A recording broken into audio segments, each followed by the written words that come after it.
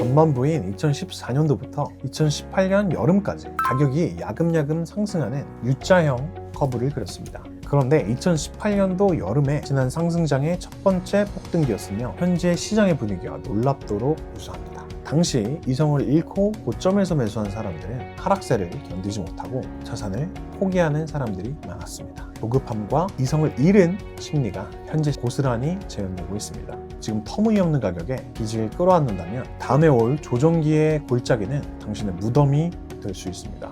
이 혼란 속에서도 우리의 자산을 지킬 수 있는 두 가지 핵심 역량을 알려드리겠습니다.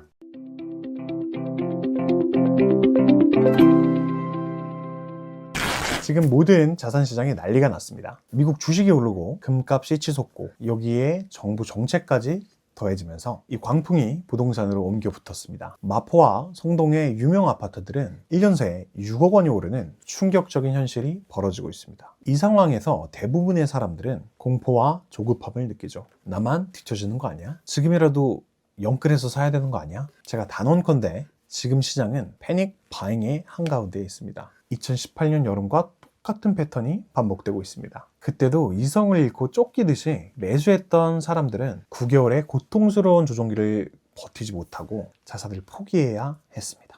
여러분이 지금 터무니없는 가격에 빚을 끌어안는다면 다음에 올 조정기의 골짜기는 당신의 무덤이 될 수 있습니다.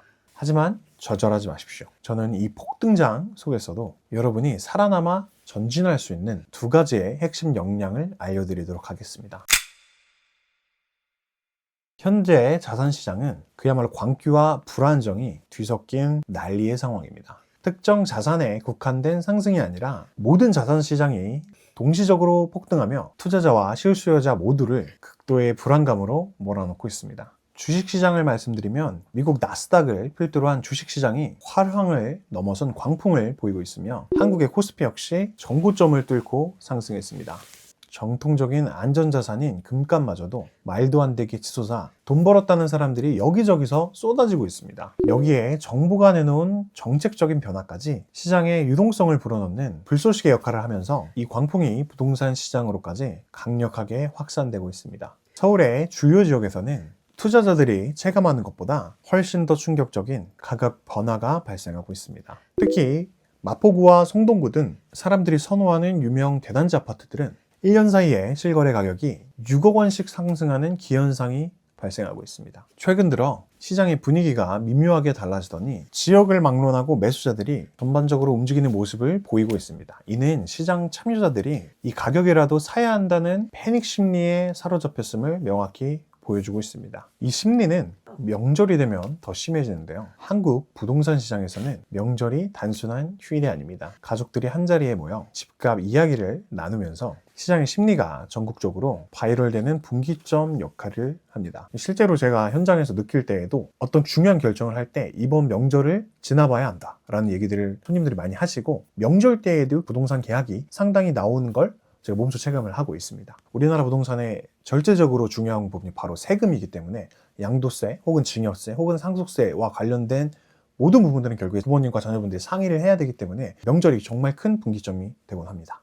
또 명절에 가족들이나 친척들로부터 너 네 집 마련해야 되는 거 아니냐? 또는 지금 집 사면 안 된다, 이런 상반된 조언을 듣고 혼란을 겪었을 가능성이 매우 높습니다. 이러한 집단적인 심리작용이 현재 시장 급등 분위기를 더욱 가열시키고 있습니다. 매수세는 이제 마포, 성동 등 핵심 예상 규제 지역을 넘어 외곽으로까지 빠르게 퍼지고 있습니다. 강동구, 동작구와 같은 지역에서도 거래가 활발하게 일어나고 있으며, 이 과정에서 시장에 나왔던 좋은 물건들이 대거 소진되거나 아예 취소되는 현상이 반복되고 있습니다. 사는 사람도 파는 사람도 사려고 했던 사람도 이런 시기가 올 줄 몰랐다며 모두 놀라는 극도의 공포와 조급증이 지배하는 시장 상황입니다. 현재 시장의 격렬한 움직임은 많은 사람들에게 혼란을 주지만 장기간 시장에 머물렀던 제 시선으로 볼 때 지금은 과거의 특정 시점과 놀랍도록 유사한 패턴을 보이고 있습니다.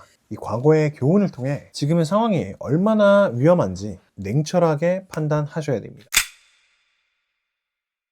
먼저 2014년도부터 2021년도까지의 상세 비교인데요.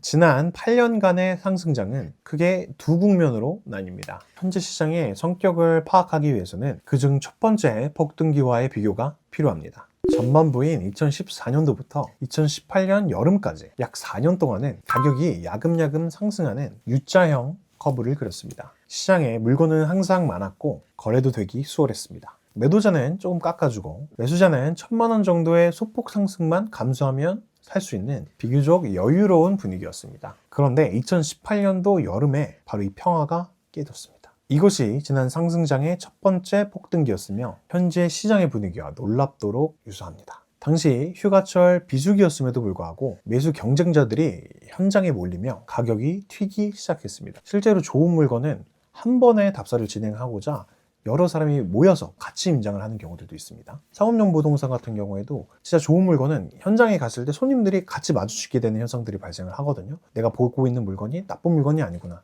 좋은 물건이구나 판단하게 되는 계기가 되기도 합니다.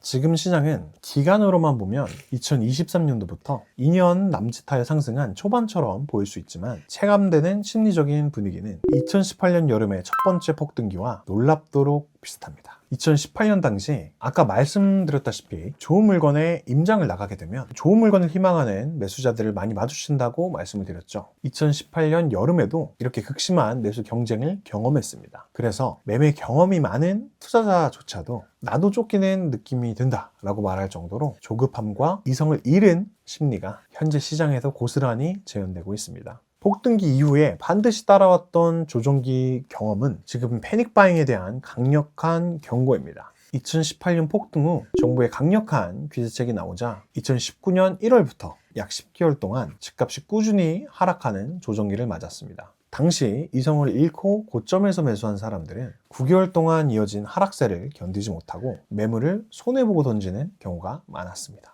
비록 그 이후 다시 랠리가 이어졌지만 단기적인 고통을 견디지 못해 자산을 포기하는 사람들이 많았습니다. 이 교훈은 현재 패닉바잉을 하는 사람들에게 골짜기가 무덤이 될 수 있다는 경고를 던집니다. 그래서 현재 시장의 광품 속에서 매수자들은 자신의 매수 유형을 냉정하게 파악하고 각 유형에 맞는 리스크 관리 전략을 세우는 것이 생존의 필수 전략입니다. 지금은 내 집 마련과 투자의 구분이 모호해진 시기이며 모든 매수 행위에는 냉철한 기준이 요구됩니다. 기존 주택을 가지고 있는 매수자 같은 경우에는 이미 자산을 보유했기 때문에 비교적 여유로워 보이지만 고가주택 시장의 대출 규제로 인해 예상치 못한 벽에 부딪히게 됩니다. 제가 이 혼란 속에서도 우리의 자산을 지킬 수 있는 두 가지 핵심 역량을 알려드리겠습니다.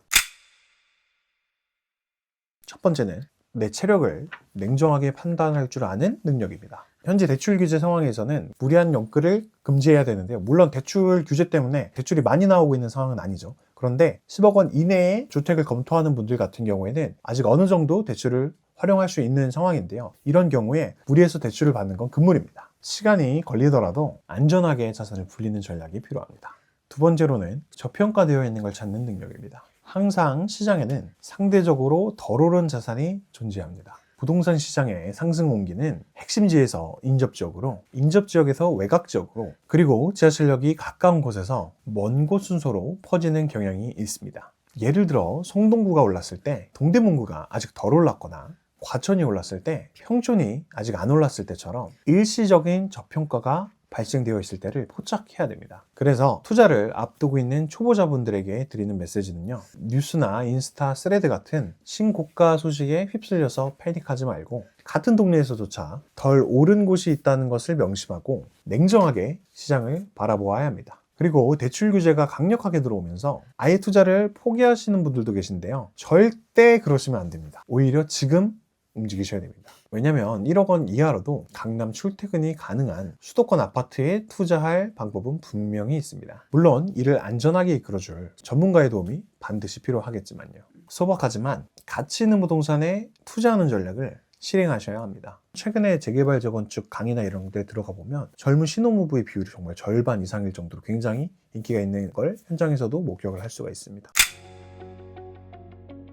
오늘은 현재 시장의 광기가 7년 전의 폭등기와 얼마나 닮았는지를 분석하고 어떤 리스크를 경계해야 하는지 살펴보았습니다. 끝없이 오르는 자산은 없습니다. 반드시 조정기가 오며 그 조정기에는 무리하게 영끌한 사람들의 부담이 될 것입니다. 그러니 남들의 속도에 쫓겨 이성을 잃지 않으셨으면 좋겠습니다. 지금이야말로 냉정하게 정신을 차리고 이성을 붙잡아야 할 때입니다. 저는 여러분이 이 격변하는 시장에서 무너지지 않고 자산을 불려나갈 수 있도록 계속해서 돕겠습니다. 감사합니다. 필승!